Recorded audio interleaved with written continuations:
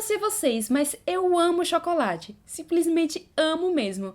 E até reconheço que eu deveria maneirar mais no consumo.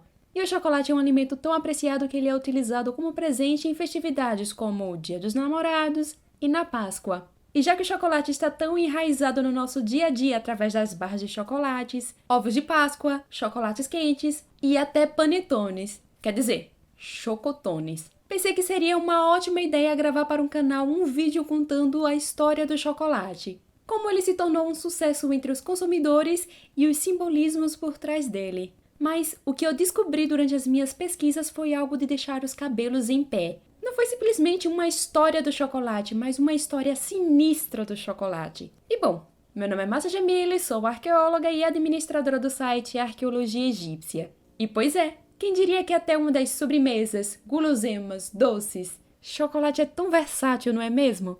Mas, queridos, o mundo possui esqueletos no armário. Alguns de vocês devem estar pensando agora. Tá, ela é arqueóloga, mas então por que está falando sobre a história do chocolate enquanto se tem assuntos mais interessantes a se abordar a ver com a história da arqueologia, civilizações antigas, etc? Bom, caso você seja recém-chegado aqui, em primeiro lugar, bem-vindo.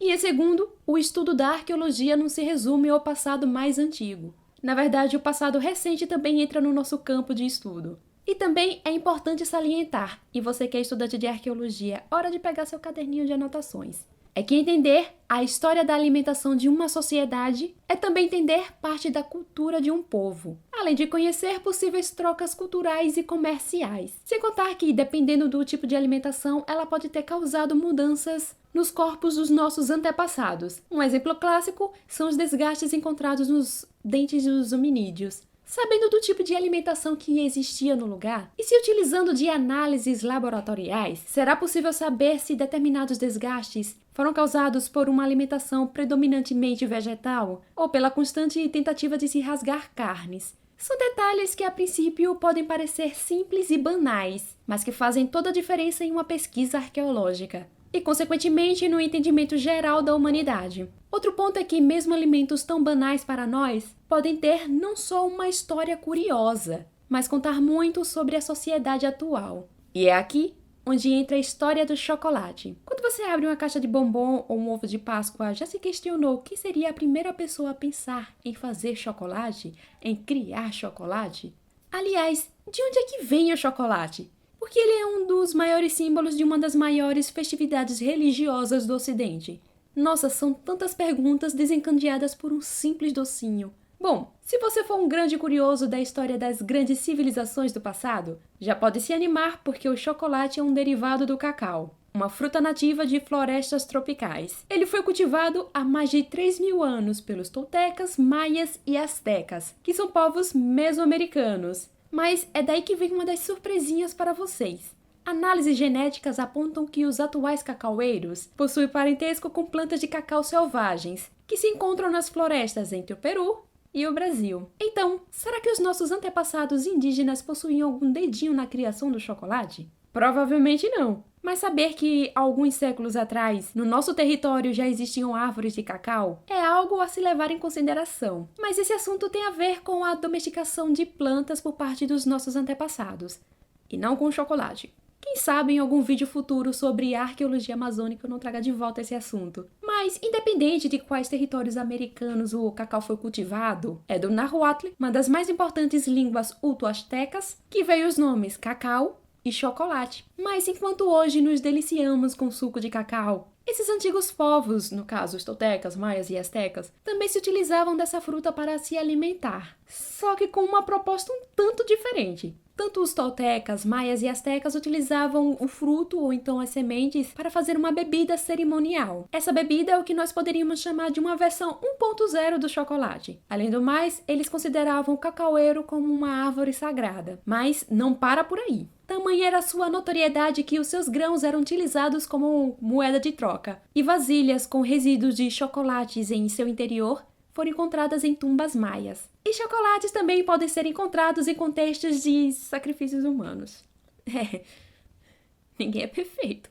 Nós sabemos de ao menos uma história de um carinha que estava para ser sacrificado. E durante os dias de preparação para o seu fim, dentre os alimentos que ele consumia estava o chocolate. Mas como de bebida sagrada e moeda de troca, o chocolate foi virar, por exemplo, ovo de Páscoa. Esse aí foi um longo caminho. A bibliografia aponta que a saída do cacau da América se deu a partir da invasão europeia. O Cristóvão Colombo, um explorador italiano, que em nome da coroa espanhola navegou em busca de novas terras, e chegou a esse lindo continente o qual nós chamamos de América, levou consigo para a Espanha grãos de cacau. Contudo, em 1519, um governante asteca chamado Montezuma teria servido uma bebida proveniente do cacau para o conquistador espanhol Hernán Cortés. Ah, se Montezuma soubesse que Cortés não era um cara legal.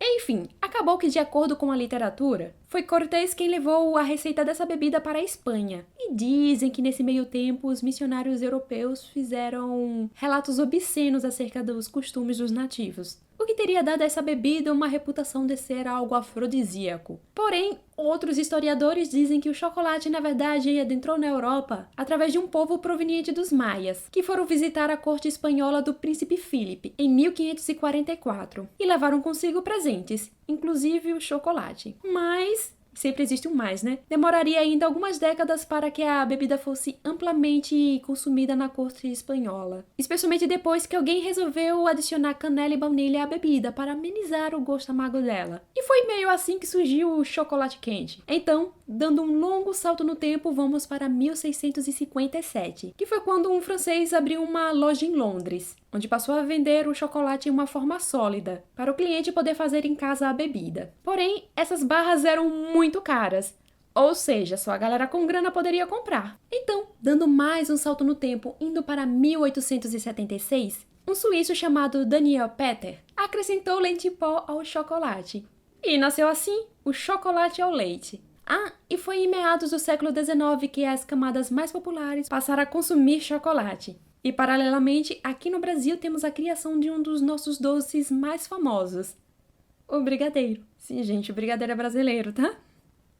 Assim, só falando. Mas o mundo estava mudando e muitos dos produtos alimentícios estavam saindo da produção em casa e em restaurantes e passaram para as indústrias. E alguns, após um trabalho de marketing, acabaram ganhando um valor agregado, que, falando da forma mais simples possível, ganharam uma narrativa, uma história por trás da sua confecção, que justificaria o seu alto valor. E essa é uma tática que muitas marcas usam ainda hoje. Bom, o chocolate de hoje certamente é bem diferente do chocolate de uns 100 anos atrás, até mesmo de 30, 40 anos atrás. E isso, em parte, é por conta da distribuição em larga escala e das indústrias. Consequentemente, a concorrência entre marcas e até mesmo entre produtos intensificou a batalha pela atenção do consumidor. E, consequentemente, narrativas foram criadas para justificar o porquê de você comprar esse e não aquele produto. Querem um exemplo bem simples do que eu estou falando? No Dia dos Namorados, que tal você presentear a pessoa amada com uma linda cesta de maçãs bem fresquinhas, em vez de uma caixa de bombom? Eu tenho certeza que alguns de vocês devem ter torcido o nariz agora. E eu tenho certeza também que alguém está correndo para comentar: ah, mas caixa de bombons é algo diferenciado e tal, e maçãs não tem graça. Então, estão lembrados de um termo que eu acabei de utilizar? Valor agregado? É isso. E eu quero logo esclarecer que eu não estou mandando vocês pararem de comprar chocolates para os seus namorados, namoradas. Nada disso. O que eu quero é que vocês percebam que às vezes empresas criam discursos e até tendências para convencer o consumidor a gastar suas ricas moedinhas com o seu produto e não com o dos outros. Óbvio que elas podem fazer isso, porém, às vezes elas fazem isso se pautando em algo maquiado ou irreal. E é aqui onde novamente entra a arqueologia. Bem, alguns relacionam o chocolate com o romantismo ou o desejo sexual. Então, alguns historiadores explicam que essa fama veio de lá do passado, onde produtores de chocolates, se utilizando das supostas origens exóticas e sensuais do produto, assumiram que o chocolate é afrodisíaco. Ai, meu Deus. E começaram a vender a ideia de que era romântico dar chocolates para a pessoa amada. Pois é por conta de um equívoco antigo que você acha normal e até mesmo obrigatório dar chocolates no Dia dos Namorados. Mas estou falando muito do Dia dos Namorados. Mas e a Páscoa? Aqui já é uma outra volta no passado.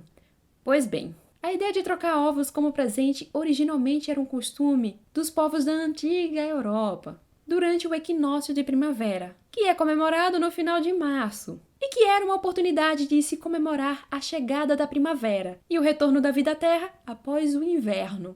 Mas, com a popularização do cristianismo, essa tradição, que até então era vista como pagã, foi incorporada à religião, sendo agregada à Semana Santa. Nesse contexto, os ovos passaram a ser não mais o símbolo da ressurreição da Terra, mas a ressurreição de Cristo. E os ovos, como vocês devem estar se perguntando, não eram feitos de chocolates. Eram ovos de galinhas pintados. E, na verdade, em alguns países europeus eles ainda são assim. Mas onde é que entra os ovos de chocolate nisso? Bom, dizem que eles já existiam na França e na Alemanha do século XIX, mas eles eram sólidos. Eles então teriam sido levados para o Reino Unido em 1873, pela companhia britânica J.S. Fry and Sons, que fabricava chocolates. Contudo, foi a Cadbury, em Birmingham, quem criou, em 1875, os ovos de Páscoa clássicos, ou seja, esses que nós vemos hoje, os Ocos. A propósito, a história da Cadbury é cheia de controvérsias. Tipo, muito cheia de controvérsias.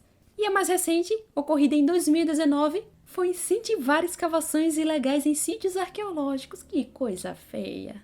Mas por que eu abri esse vídeo falando que o chocolate tem uma história sinistra? Bom, por um lado temos os povos mesoamericanos praticando sacrifícios humanos e associando o chocolate de vez em quando ao processo. Isso por si só já é bem sinistro. O outro ponto é que o cacau não se planta e nem se colhe sozinho, não é mesmo? Então, para atender aos luxos da corte espanhola, primeiro ocorreu a exploração de mão de obra indígena, e logo depois africanos escravizados foram enviados para as colônias americanas, para cultivar e colher cacau. E você acha que acabou aí?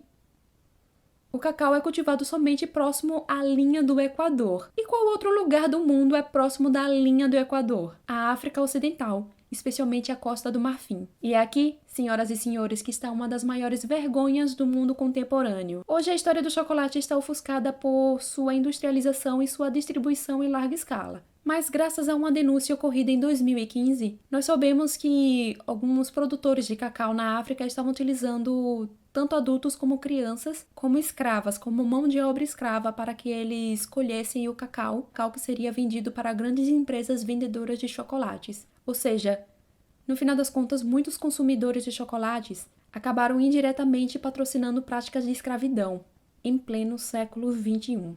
Algumas empresas hoje dizem que estão tentando fiscalizar melhor esse tipo de situação e tal, mas a gente sabe que mesmo não ocorrendo a escravidão, muitos dos trabalhadores que estão ali cultivando e colhendo cacau e tal, estão em péssimas condições de trabalho e recebendo uma mixaria por isso. No nosso comentário fixado eu vou deixar alguns links falando mais sobre esse assunto.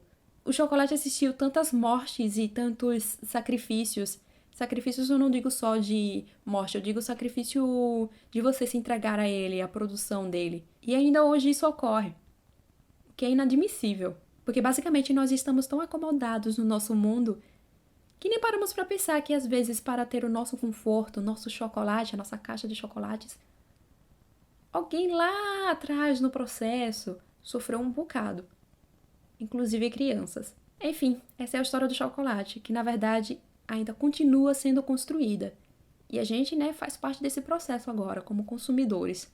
Bom, gente, é isso aí. E caso ainda não seja inscrito no canal, se inscrevam, por favor, é gratuito. E deixem um like caso tenham gostado desse vídeo. E sejam membros, se possível, óbvio. Tchau, gente. Até mais.